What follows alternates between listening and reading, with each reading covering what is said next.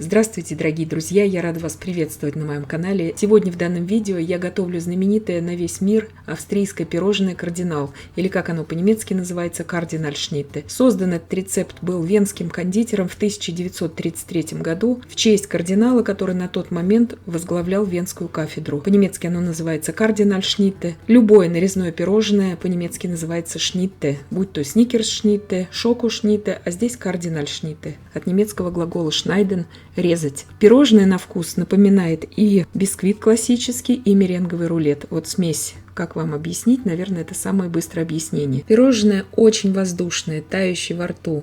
Очень легкое. Можно готовить его с любыми начинками. Мы же сегодня приготовим классический вариант, то есть будем готовить конфитюр. 150 грамм уже без косточек малинового пюре в ковшике с толстым дном довожу сейчас до кипения. 40 грамм сахара, 15 грамм кукурузного крахмала. Все перемешиваю, добавляю туда 25 миллилитров холодной воды. Все это перемешиваю. И иду сейчас уже в закипающую малиновую массу, тонкой струйкой ввожу при непрерывном помешивании всю крахмальную смесь. Все это делается очень быстро, потому что объем здесь маленький. Все это довожу сейчас до кипения, и как только пойдут первые пузыри, провариваю примерно еще 20-30 секунд и сразу же снимаю с огня. Готовый конфитюр я сейчас переливаю уже в емкость, где он у меня будет остывать до очень холодного состояния. Накрываю пищевой пленкой в контакт и готовлю уже сами коржи. Для коржей мне понадобится 6 яиц среднего размера комнатной температуры. Яйца без скорлупы, чтобы вам ориентироваться, примерно по 50 грамм. Очень тщательно отделяю белки от желтков, чтобы ни капли желтков не попало в белки. Нам понадобятся здесь и белки, и желтки. Посуда для взбивания белков должна быть очень чистая и обезжиренная. Желтки, накрыв крышечкой, в данном случае тарелкой, я отставляю пока в сторону и буду взбивать белки. В белки я добавляю 8 грамм ванильного сахара, то есть 6 белков. У меня здесь весом примерно 190 грамм. Взбиваю просто до пышности, слегка, буквально полминуты, и добавляю туда 240 грамм сахара. Не сахарной пудры, а именно сахара.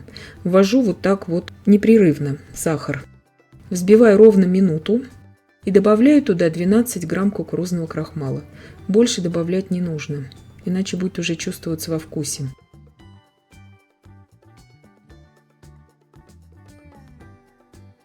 Сейчас взбиваю эту массу примерно 4,5-5 минут до введения лимонной кислоты. Здесь у меня прошло 4,5 минуты. Добавляю 1/4 чайной ложки лимонной кислоты туда. Вы же можете добавить 1 чайную ложку лимонного сока, свежевыжатого я имею в виду. И все это взбиваю еще 2 минуты. Масса должна быть безейная, вот эта очень-очень плотная, чтобы она прекрасно держала форму. Даже не подрагивающие пики здесь будут, а именно такие устойчивые уже пики, если бы мы взбили, допустим, такой хороший, добротный белково-заварной крем. То есть вот так должна выглядеть здесь безейная масса. Вам уже даже трудно будет где-то, может быть, ее прокручивать при помощи миксера, но это так. Вот так идеально она держит пики, эта масса. Я не взбивала здесь, не начинала взбивать на малой скорости это безе. Именно из-за того, что миксер у меня маломощный. Миксер у меня здесь всего 300 Вт. Если же вы будете, допустим, планетарным миксером, у меня есть Кен, вот 1200 Вт. Там, конечно, нужно взбивать, начинать на малой скорости этого очень мощного миксера, эту меренговую массу. Но в данном случае здесь я взбиваю именно сразу на высоких оборотах миксера, потому что миксер очень слабенький. Показываю для всех тех, у кого нет именно мощного планетарного миксера. Кондитерский мешок я наполняю половиной массы, потому что очень трудно работать сразу со всей массой. Вот такие 3 полоски из пекарской бумаги я разрезала. Пекарская бумага у меня силиконизированная. Каждую полоску я вот так креплю при помощи этой меренги. Обязательно нужно это сделать, чтобы она у вас не скользила, эта бумага, по противню. Противень у меня здесь стандартный 42 на 32 сантиметра. У кондитерского мешка я срезала примерно 2 сантиметра, то есть полоски я такие мощные отсаживаю из безе. Это так и нужно. По 3 полоски на каждый лист я отсаживаю. Очень удобно будет так в последующем уже работать.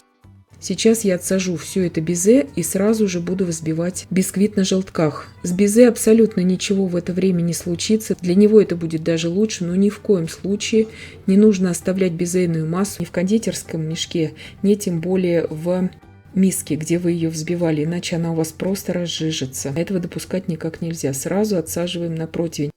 Уберу сейчас в сторону. 6 желтков я буду взбивать в этой же миске, в которой я взбивала и белки. Потом все это смешается. Добавляю туда еще одно целое яйцо к этим 6 желткам. Яйцо тоже среднего размера. 8 грамм ванильного сахара. Разбиваю просто это все до состояния пены. Добавляю туда сейчас 80 грамм сахара. Повзбиваю еще минуту и соберу все это со стеночек. И буду взбивать еще 4 минуты всю эту массу. То есть желтки нужно взбить очень хорошо, чтобы масса была пышная и хорошо потом впоследствии держала форму. Вот это очень важно. Взбиваю еще 4 минуты сейчас. Лишним это взбивание здесь не будет. Так, после еще 4 минут взбивания выглядит уже масса. Она должна побелеть, стать очень пышной. Натираю туда цедру половины одного большого лимона. И просеиваю туда порциями 80 грамм муки. Не сразу всю муку, а именно в 3-4 приема. Перемешиваю аккуратно лопаткой. Заметьте, никакого разрыхлителя я туда не добавляла. Это я говорю отдельно, потому что очень часто спрашивают в комментариях. Разрыхлитель здесь не нужен. Если вы захотите, допустим, выпекать эти пирожные, в Австрии очень часто пекут эти пирожные именно с кофейной начинкой, тогда не нужно добавлять, конечно же, лимонную цедру. Сейчас сразу наполняю кондитерский мешок этой полученной массой. В 2 приема тоже буду наполнять, потому что очень неудобно работать из большого мешка сразу. И заполняю вот эти вот пустоты между этими полосками белковыми. Очень просто все это делается. Духовка у меня уже заранее разогрета на 160 градусов Цельсия.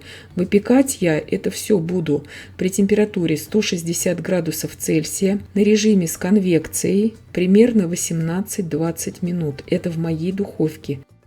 То есть максимум 20 минут. Сразу говорю, что если у вас нет конвекции, вы можете также при 160 градусах на режиме вверх-вниз выпекать, но они у вас осядут, конечно. Выпекать придется где-то полчаса.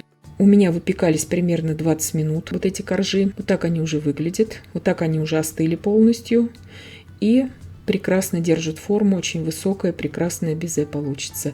Вот эти полоски, которые бисквитные, все прекрасно пропекаются за это время. Вот так шпажкой для вас специально проверила. И сейчас уже извлекаю их из противня. Вот так, когда мы на 3 полоски сразу режем нашу пекарскую бумагу, это очень удобно потом работать. Именно с этим пирожным. В Австрии часто они делают и из 2 коржей это пирожное. То есть это все на ваше усмотрение. Можете на полпорции из 2 коржей сделать. Переношу вот на такие досочки. Очень удобно потом на них работать. Вообще советую всегда их приобрести, чтобы вам потом удобнее было работать.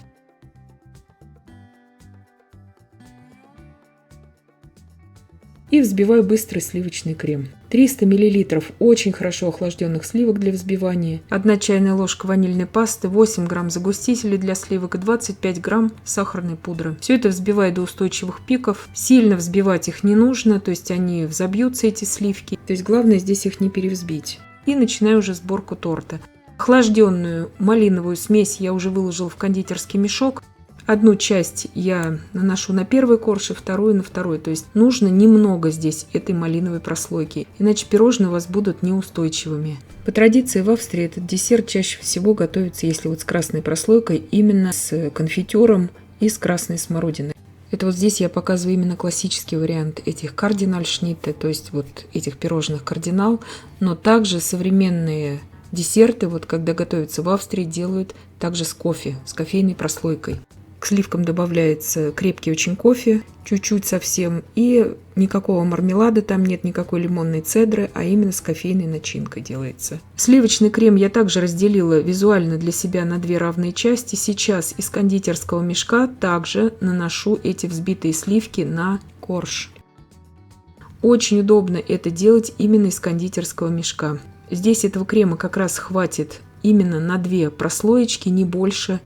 Больше я здесь его использовать не советую. И если вы будете делать с кофе, вам также в сливки нужно будет просто добавить ложечку столовую очень крепкого кофе эспрессо. Нанесла опять вот это конфи малиновое и сливки. И накрываю все 3-м коржом, уже кладу его дном вниз. разравниваю просто бока, вот именно те сливки, которые у меня оставались по бокам, и убираю сейчас на час в холодильник. Готовится это очень все просто и быстро. Проще, я считаю, даже чем меренговый рулет. Он очень у многих не получается, а это будет все вкусно, красиво и очень быстро. Разрезается прекрасно обычным крупным ножом, не горячим. Вот такая красота получается внутри. Начинки, как я уже сказала, любые можно делать. И вот смотрите, я вилкой провожу здесь по меренговому слою, насколько он здесь пышный получается. Он не мокнет в холодильнике, как у многих мокнут меренговые рулеты. Проверено уже многолетним опытом. Это прекрасный десерт. И я надеюсь, что видео было полезным и познавательным. Подписывайтесь на мой канал, ставьте лайки, пишите комментарии. Я всем желаю больших успехов и до встречи в новых видео.